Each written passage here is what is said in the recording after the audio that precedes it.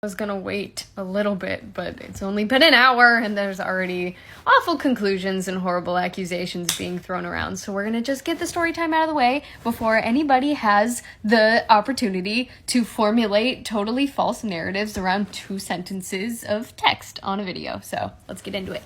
So in high school, probably around like circa 2017, I hung out with this group of friends and we would go bowling, go to the movies, just hang out and chill, play video games, whatever. Well, one of the main kids that was in the friend group, one of the main guys, he was really into me. He liked me, and I was like, no thanks, not interested. And he was well aware that I was not into him the way he was into me. One day, his mutual friend invited one of his buddies to come hang out with all of us. And this individual, I did have an interest in. And it was made very clear to the entire friend group that me and this other guy had chemistry, and we were kind of into each other. Well, Senor Sir that was infatuated with Senorita Me did not like that bit of information, so he formulated something to get in the middle of it.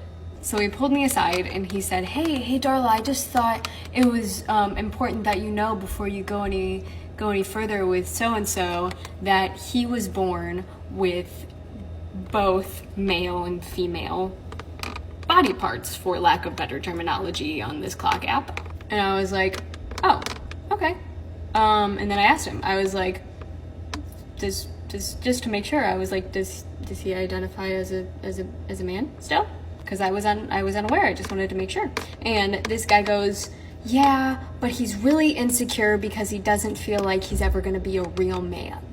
And I said, okay, because that tidbit didn't make a single difference in the fact that I still wanted to go on a date with this kid. So we went on a date and had a really nice time, and then after we got to talking, I told him about some of my insecurities, he opened up about some of his insecurities, and because a good friend of his had confided in me that one of his big insecurities was not feeling like he was a real man, his words, I was like, you know what, I'm gonna reassure him. I'm gonna say, hey, I don't care how you were born, you're always gonna be a real man to me, no matter what.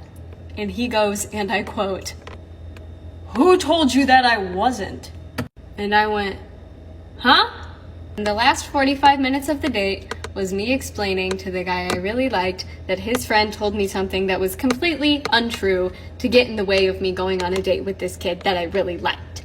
Moral of the story, don't do that to try to get a girl to like you, because it won't work. The end.